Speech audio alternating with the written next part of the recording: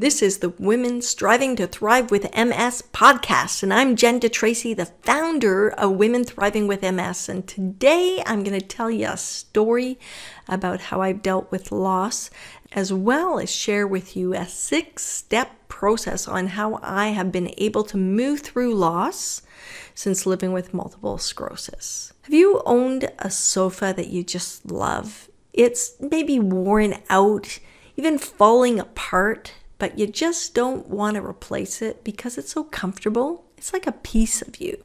When my sweetie and I were out house hunting a few years back, we fell in love with a place that we live in now. And the owner at the time, Cathy, had staged it just to make this cute little home with big rooms look even more spacious. And one of those rooms is now my Jen Den. And at the time, it had a beautiful modern seafoam colored sofa nestled under a large window at the front of the house. And this made the room for me even more inviting. It was like the hook of wanting to live in this space. Cathy, I'm just wondering, can I buy this sofa from you? Well, you can get one just like it at StruckTube for a few $100s, Jen. Yeah, but I don't want to have to put it together. It's like a big job to do that. Well, all you have to do is screw on the legs, and it's super easy. Oh, really? Okay. And it opens as a sofa bed? Yeah, absolutely. And I thought, what a perfect guest bed for visitors. And a place that I can hang out in my Jen Den.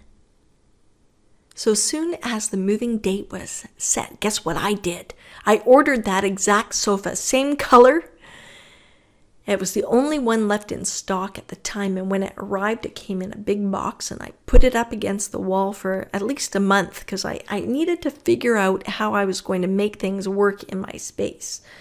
I wanted to make sure that the carpet, which has this beautiful brown and blue in it, was going to work with where the sofa was. I needed to make sure I had my stretching and meditation space with my little meditation altar to make everything work. And then I unpacked it, and it was easy to do. I just had to screw on those legs and set it up, and it looked amazing. It was a perfect fit, and I was just like, this is going to be great.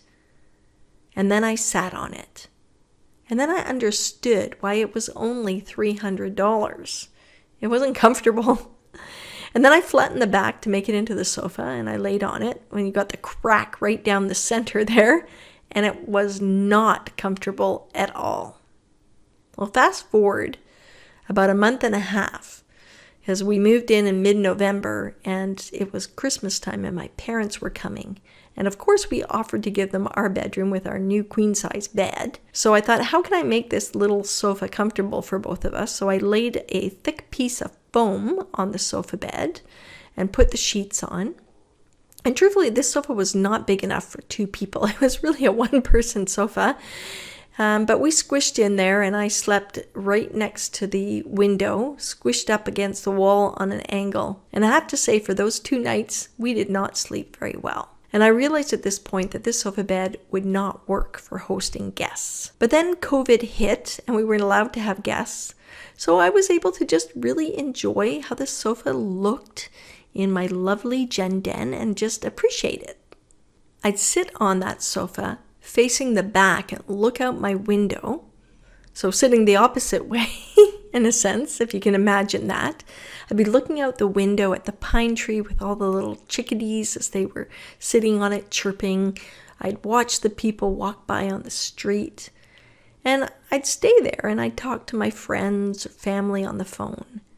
Oh, I really liked it. And if I really wanted to rest, I could curl up into a little ball without folding it down and have a brief little snooze. And that worked well. So as you can imagine, I became quite attached to my seafoam sofa. And I used it to sit on for my videos for Women Thriving with MS for my YouTube channel and Facebook Lives. But the reality was that I knew that that time would come to an end because I knew that I'd need to replace it with something more comfortable. And I didn't want something that was like big and bulky, like a big sofa bed. So my sweetie and I decided that we'd get a futon sofa, which I have to admit is not nearly as attractive, probably a lot less attractive actually. Let's face it, it's practical and way more comfortable as a guest bed. And for me, having guests come and stay at my home is really important to me. So, I made it a priority. And just this past Monday, I said to my sweetie, hey, let's go to the futon store on Wednesday because it's less busy than the weekend. And once we agreed to do that, I took all the piles of junk that I had laid on the sofa, which was very handy to have that as a shelf per se, because it had become a dumping ground for my stuff. And I set up a little mini photo shoot with my cell phone, being sure to enhance that beautiful seafoam color and the style of the sofa, showing it from many angles with its sexy legs. I measured it up and I posted it on a Facebook marketplace for half price. And it looked brand new in the pictures, which is amazing. And within minutes, I was swamped with requests. And by 6 p.m. that night, a very sweet couple showed up and handed me the full price for it and carried it away. And all of a sudden now my den looked so empty with that huge gap by the window. And I immediately noticed this longing that I had to have that sofa back, that beautiful seafoam sofa that I loved looking at so much. And in Buddhism, there's one lesson that I've learned about human nature being attached to, air quote, things. And it can be hard to let go of things that we're attached to. And that's what I noticed that I was experiencing with this little sofa. And despite it being so uncomfortable, the most uncomfortable sofa I've ever had in my entire life, the least practical ever, I was amazed at how attached I was and how attached I'd become to it in less than 2 years. And as Pema Chodron, who's a Buddhist teacher, would say, you are hooked. And hooked means that you are attached to whatever that is that you're attached to. In this case, it was an object. And it's really not a rational thinking to be attached to that, in my mind anyway. So I realized that this is a reminder of how my mind had really latched on to something that was now gone from my life. And I had that feeling of longing and sadness, and it became a bit heightened. And the reality is that this is a human condition, whether you live with MS or not.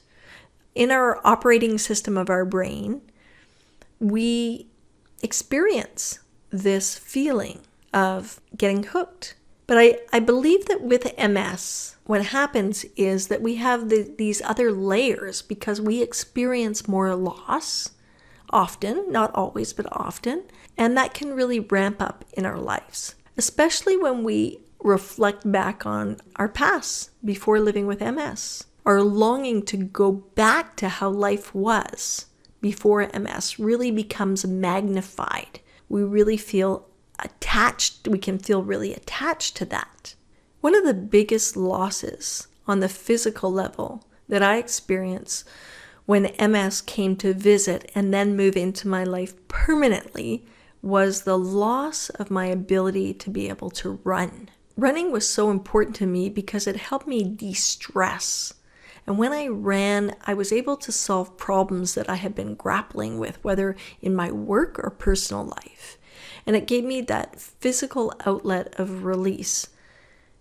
And when I was done, it felt good. It may not have felt good always at the time, but it felt good afterwards. I had to give up running, and I really deeply grieved that loss. And there was still a little sliver of hope in me that I could pick it up again at some point, but I realized that my calves hurt too much. And that being said, early in my new life with MS, maybe around 7 months in, I started to actively meditate to calm my monkey mind and my nervous system. and I'd sit on my cushion at my little altar, which was at that time was an old wood-style fireplace that I put a candle on. I just let myself be with this. And what came to me, instead of running, was cycling. I could buy a new bike and I could start cycling again. And as soon as I made that decision to completely let go of running, when I was able to acknowledge the loss fully and accept this change, not necessarily liking the change, but embracing the reality of the situation, my brain found this alternative solution, which I thought was quite amazing. Letting go of what's no longer possible actually opens up the space for what's next, for what's possible. And our brains are truly amazing. And in that letting go process, our brains are able to discover other options, other choices. I still miss running, but I'm not attached to not being able to run. And I think that's the difference. Rather than continuing to feel that anger, sadness, and resentment when I see other people run, I don't feel that anymore. If I were feeling that, can you imagine the cost to me if I hadn't let go, if I was still attached to running, if it was still like alive in me in a big way? Imagine that negative impact that would be running through my entire nervous system on a day-to-day basis, still holding on to all those feelings of anger and resentment because I couldn't run 10 years later, which is now. So thank goodness I was able to surrender to what I could no longer do, what was not a part of my life. And that's the thing, is when we can surrender to things that can no longer be part of our life, it's not a weakness, it's a strength. So let's unpack this a little bit further. Because I started to get really curious when I was pondering this whole podcast. With the sofa, I sold it, it was gone. I experienced the attachment and loss. And then I decided to let go of being attached to it. And that really only took 2 days, right? Very little suffering involved in that. Just a minor amount. And it passed so quickly. But with running, it was such a huge loss for me. And it took time to accept that I could no longer run. And as I said, I felt that anger, that loss, that grief. And that process took about 2 years to really fully let go. It was it started 7 months out, but it was still kind of lingering. And I noticed I would occasionally feel sad, but the attachment in some places was still there. I accepted that running would no longer be a part of my life. So what I'd like to do is just take you through the steps that I went through to come out on that other side. And I'm inviting you to try this out for yourself.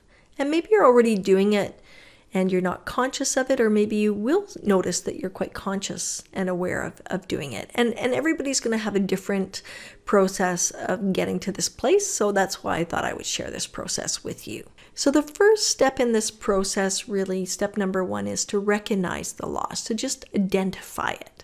So for me, identifying that I could no longer run. And then step 2 is identifying the feelings that arise. And I know I've repeated them over and over again, but just really allowing myself and inviting you to allow yourself to feel that fully, whether it's anger, grief, loss, resentment, whatever that might be for you, frustration. So really being able to identify those feelings in yourself and allowing them to be there, because when we push them away, they just get bigger. So just acknowledging them. Like it would be a parent acknowledging it to a child. And you can think of yourself as both those people, the parent and the gentleness that you would acknowledge it to yourself as if you were a child in that loving way. And step 3 is about embracing the reality.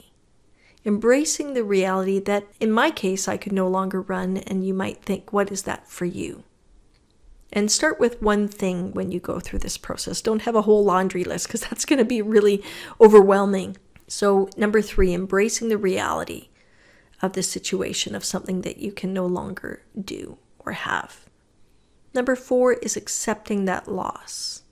You might not like it, but it's about accepting that it's going to happen, or you're making that change. You're acknowledging that you're making this change.